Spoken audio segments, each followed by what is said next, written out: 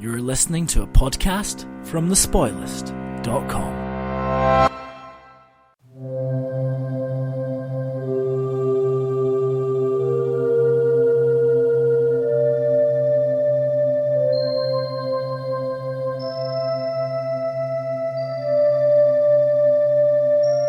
Cyberspace, the new frontier. These are the voyages of the podcast First Contact. Its mission? To explore every episode of Star Trek The Next Generation. To seek out new viewers and have new conversations. To boldly view what many have viewed before.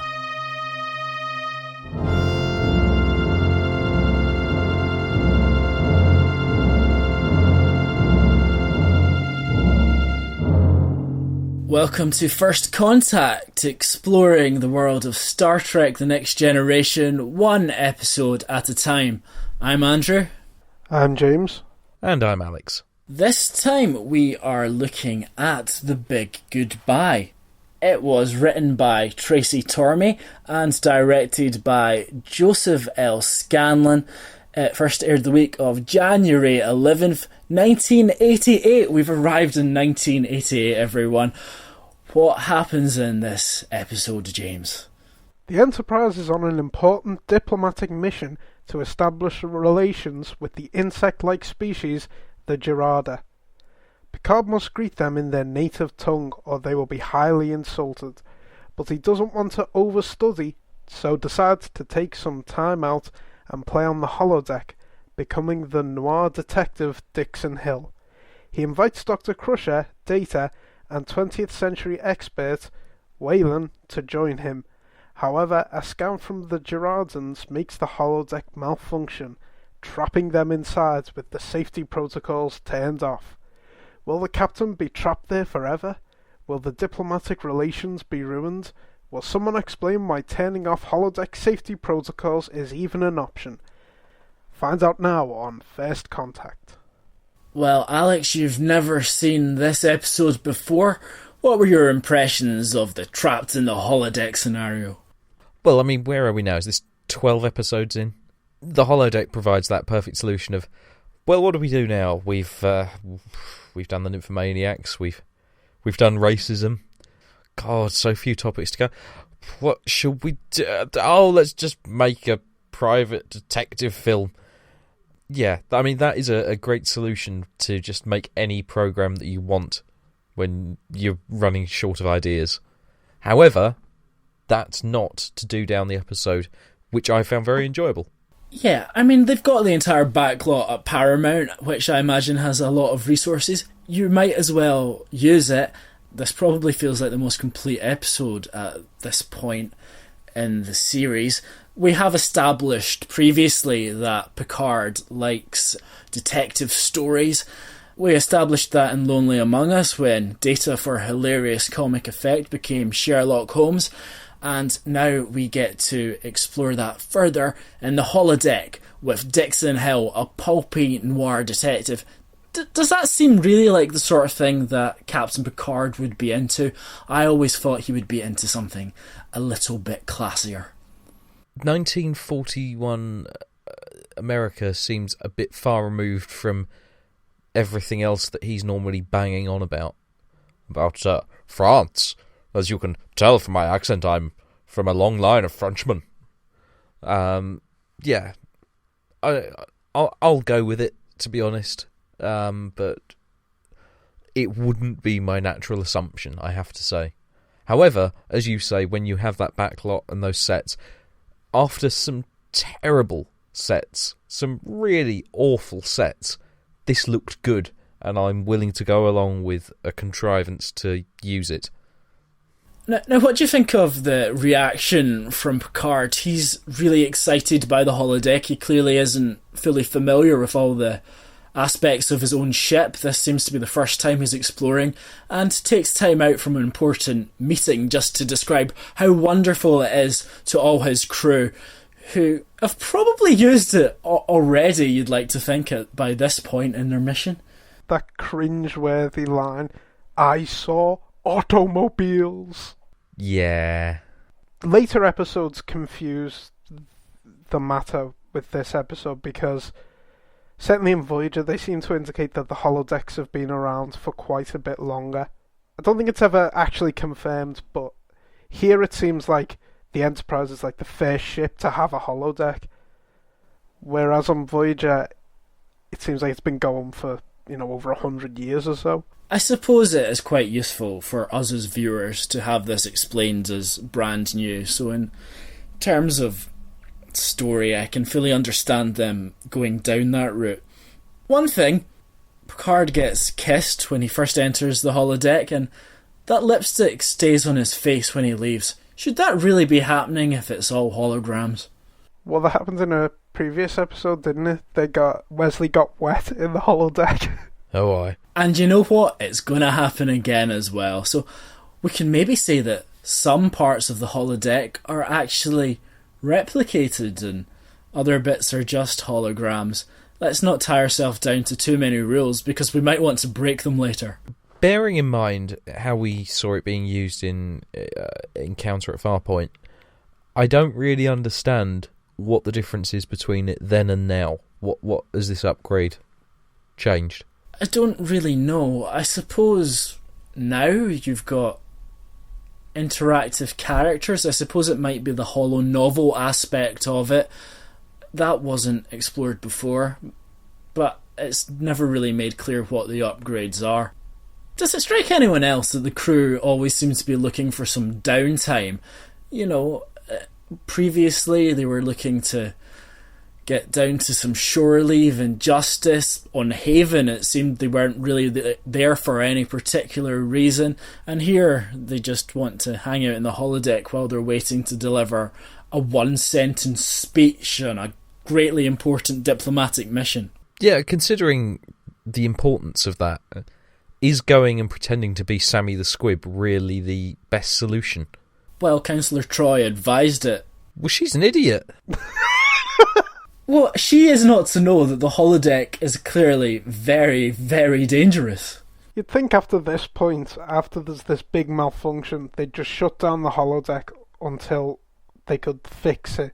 Fix all the problems. One of my favourite parts of the episode, indeed my favourite character, is Whalen. Now, why on earth would we want to take just some random into this? We can't just have the series regulars. Yes, let's recruit someone under the pretense that he's a 20th century expert to go in and interact with this. It's not just because he's going to get shot at some point.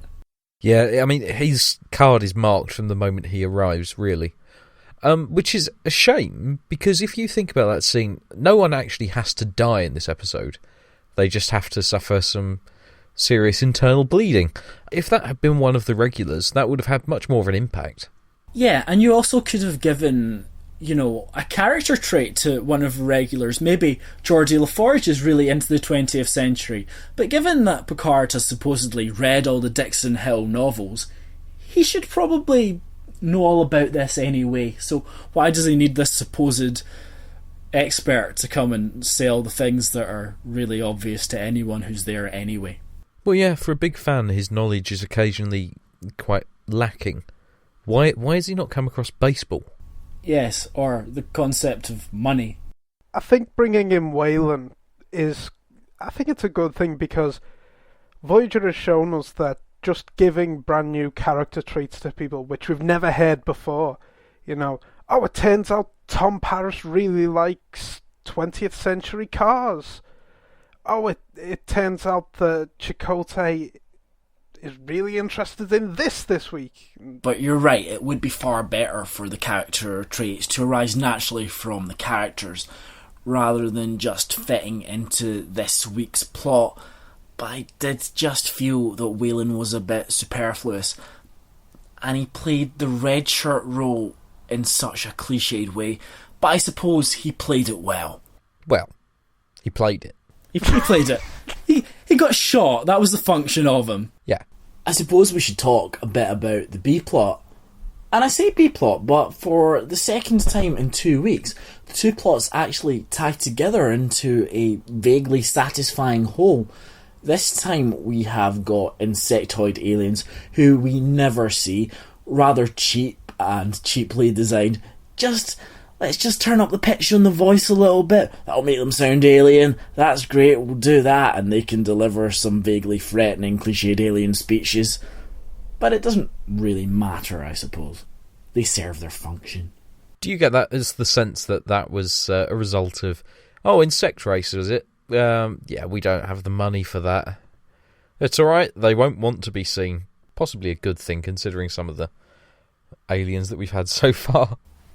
We don't really need to see them. I suppose they are just a reason to have a ticking clock. We've got to get the characters out of this peril within a certain amount of time. Otherwise, there will be consequences. I'm not quite sure why the Federation are so keen to get on board with these protocol-loving insects, but I'm sure there's reasons. I'm willing to take their word for it. And that is their defining trait as well, that they're going up against the intergalactic version of Lynn Truss. To be fair, I mean, just saying a sentence quite well to these aliens is much better than letting one of your officers fight to the death after being kidnapped just so that you can be friends. Let's also just get into perspective what will annoy them. Let's say they were French. It's the equivalent of you've got to make sure you pronounce it right, because if you're meeting them and offering them some drinks and you're saying Monsieur Dame, le poisson pour vous, if you don't pronounce it right and you say poisson, then you'll be offering them fish, and then they'll hate you for that. They'll hate you forever, and there'll be no trade, and they'll start a war. It's ridiculous. It's fine. I don't really mind it. It is so incidental as to not really matter. The bulk of this episode is obviously based on the holodeck, which seems to malfunction fairly easily. If a scan can do that to the holodeck, I'm a little bit worried about the warp drive. Yeah, I would have thought surely the shields would have stopped that happening from a scan. They don't have the shields up all the time. That would explain that. They've got deflectors up all the time, I think. Surely that would do more or less the same job. Let's talk a bit about the characters. Now, we saw an encounter at Farpoint and also the Naked Now that they are trying to get a bit of a sexual frisson going between Picard and Crusher.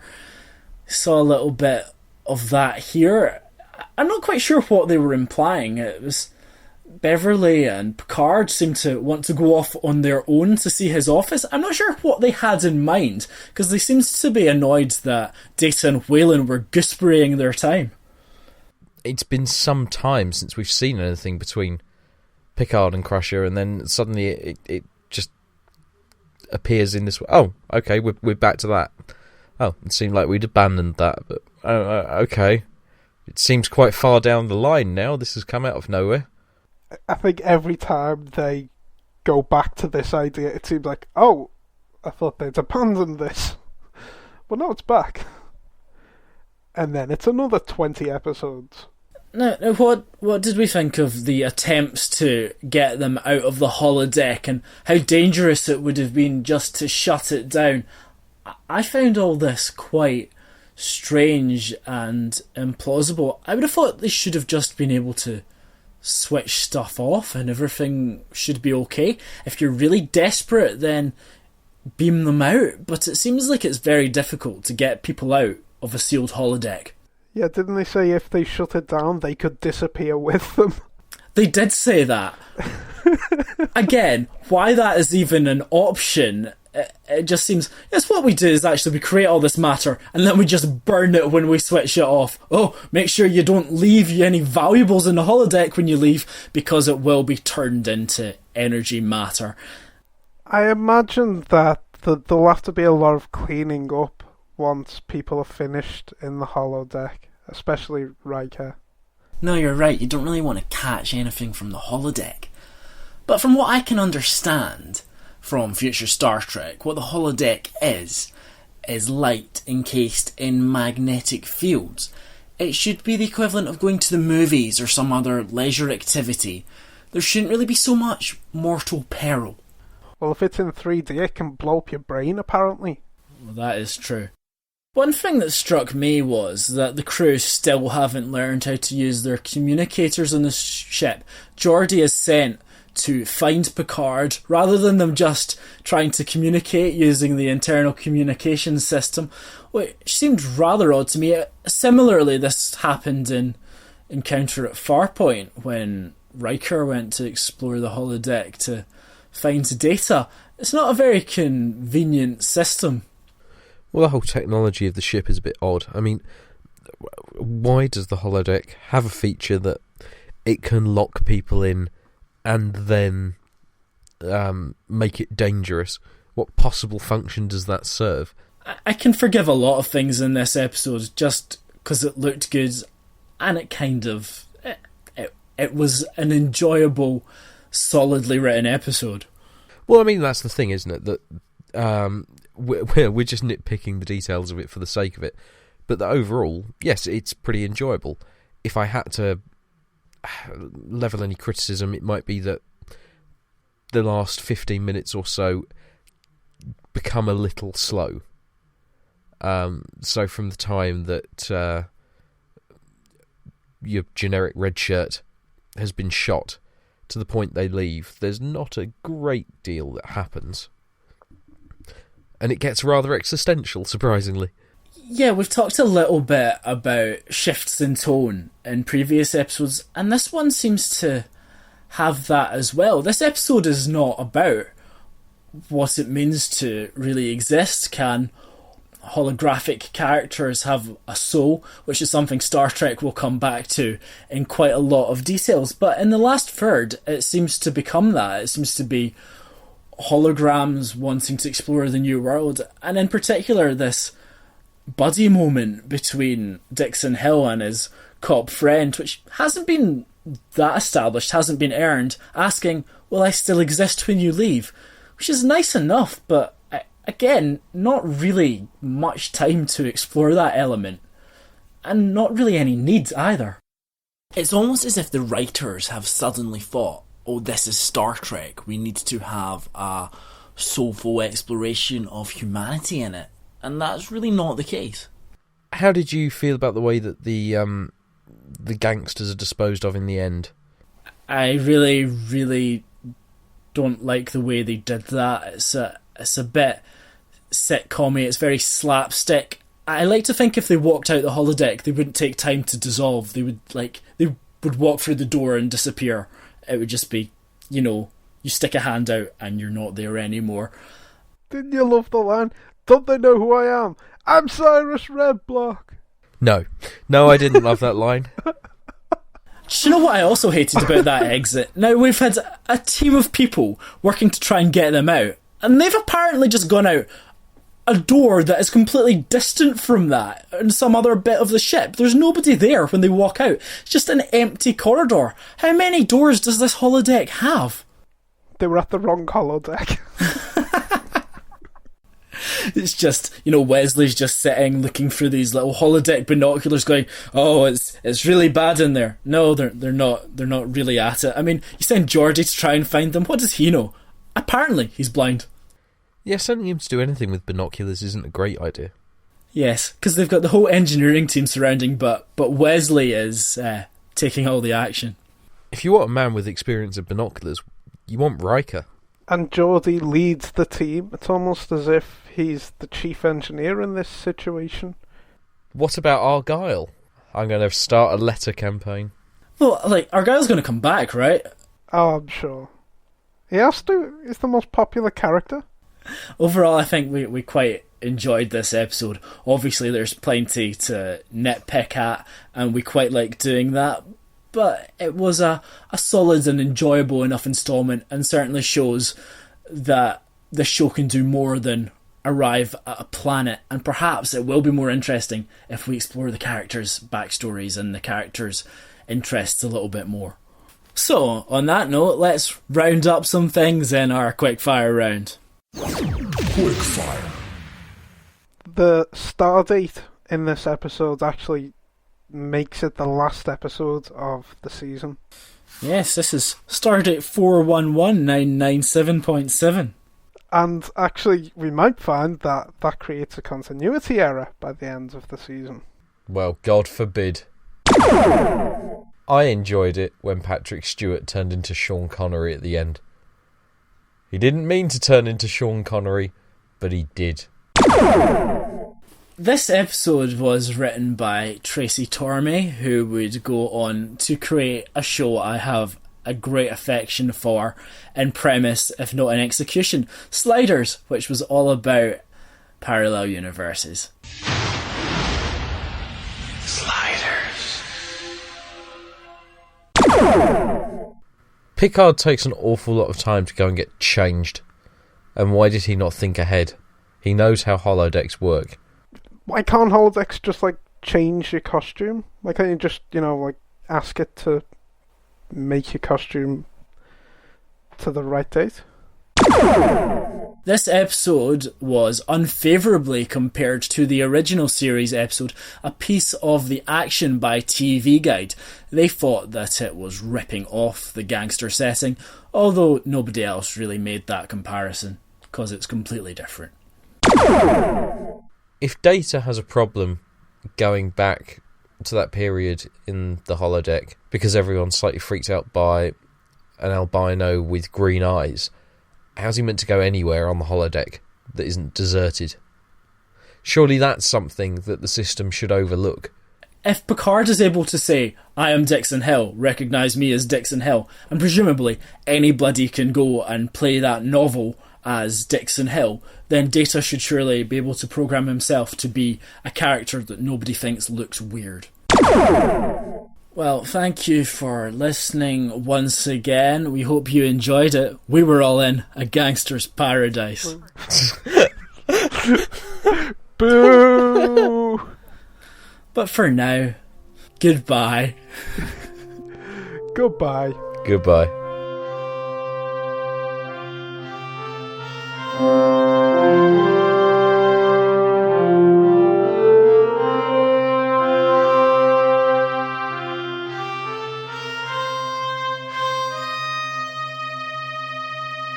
There was that woman in America who claimed that she got pregnant from watching 3D porn. And that becomes a Diana Troy plot in a future episode. Oh, joy.